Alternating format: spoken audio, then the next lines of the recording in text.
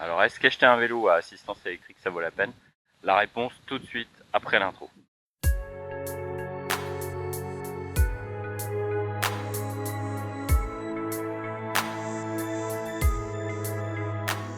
Alors, je me suis récemment acheté un VTT assistance électrique que vous pouvez voir derrière moi, juste là par là-bas. Et je vais vous dire mes premières impressions après une centaine de kilomètres avec ce vélo. Et est-ce que je conseillerais l'achat d'un vélo à assistance électrique, et plus particulièrement un VTT assistance électrique? Alors c'est quoi un vélo à assistance électrique? Ça veut dire qu'effectivement vous avez un vélo avec une batterie et un moteur électrique. Mais le mot assistance veut dire en fait que le vélo n'est pas totalement entraîné seul par le moteur. Il faut toujours pédaler, c'est pour ça qu'on appelle ça assistance électrique, et que c'est pas un vélo à moteur ou un scooter par exemple qui serait électrique, qui serait entraîné que avec. Alors comment ça marche? En fait, vous avez ici un moteur et au-dessus vous avez la batterie. Quand vous pédalez, en fait, il y a des capteurs qui se mettent en route et qui définissent la puissance à injecter et qui disent au moteur à quelle vitesse et à quelle puissance tourner pour vous assister dans votre montée par exemple. Et une des choses à savoir déjà par rapport à ces vélos à assistance électrique, c'est qu'il y a une limitation de vitesse, c'est-à-dire qu'il va vous assister que jusqu'à 25 km/h. Alors pourquoi ces limitations à 25 km/h? C'est parce qu'effectivement votre vélo doit rester un vélo, et s'il emprunte des pistes cyclables, vous pouvez pas rouler aussi vite qu'une mobilette sur la piste cyclable. C'est-à-dire que effectivement, le moteur est fait pour que dès que vous dépassiez les 25 km/h, il n'y ait plus d'assistance. Ça veut dire que vous pouvez quand même aller au-delà de 25 km/h, mais ce sera purement votre force physique qui va permettre d'atteindre ces 26, 30, 45 km/h. Alors pour ceux qui se demanderaient quel type de vélo c'est, en fait c'est un Haybike S-Duro 2.0 Hard9 avec des pneus de 29 pouces, une fourche à air, des freins à disque évidemment et un moteur Yamaha et une batterie qui fait 400 Wh, ce qui vous fait une autonomie normalement annoncée par le constructeur de presque 80 km/h, 80 km d'autonomie.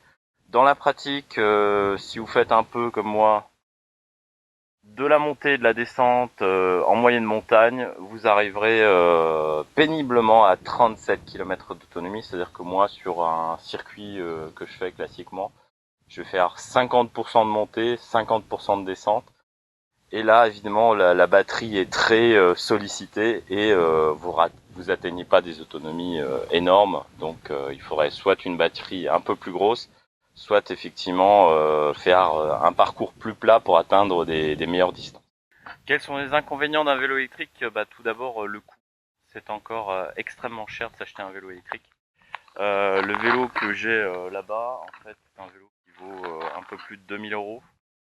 Donc ce qui est déjà un investissement assez important.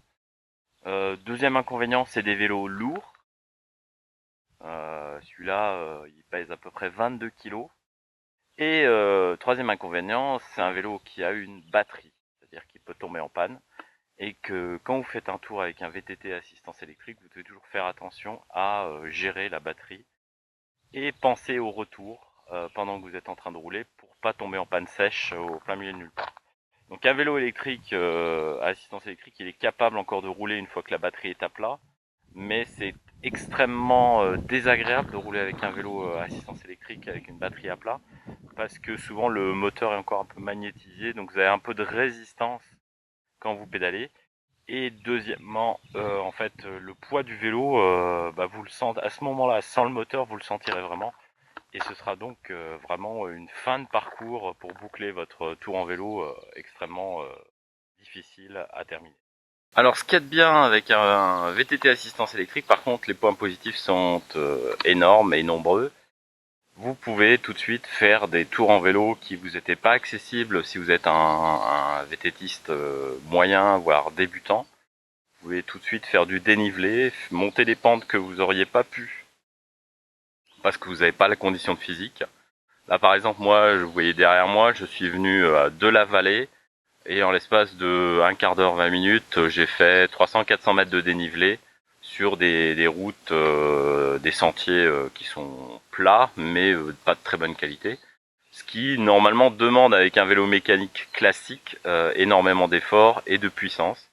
Et là, vous pouvez profiter effectivement de l'assistance du vélo pour faire des tours et aller à des endroits que vous atteignez pas normalement. L'autre avantage, c'est la vitesse à laquelle vous pourrez aller en montée. Vous êtes quasiment à la même moyenne que quand vous êtes sur du plat.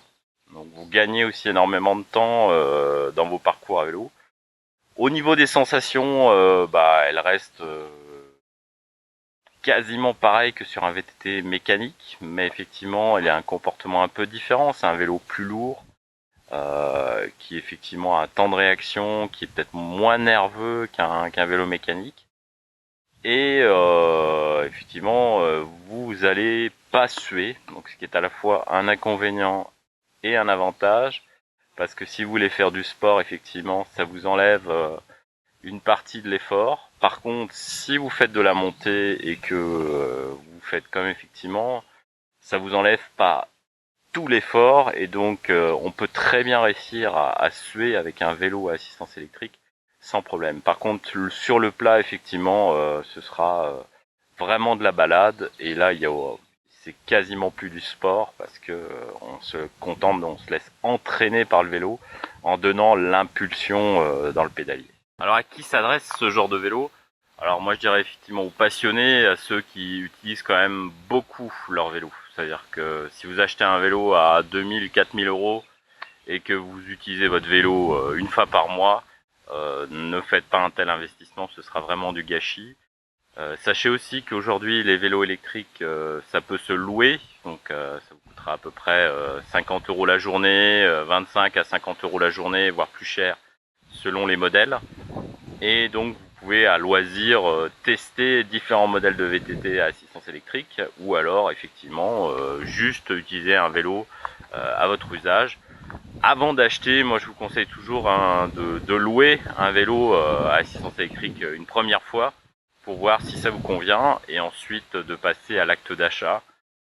Moi-même, j'ai pas acheté tout de suite et j'ai pas acheté non plus le vélo cash, je l'ai acheté à crédit.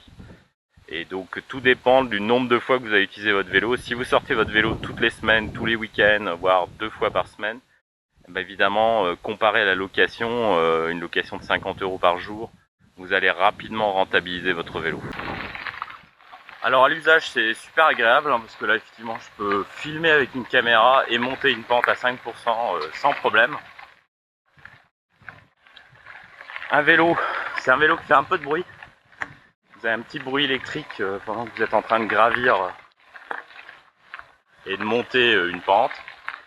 Et même comme ça, mais ça s'entend à peine.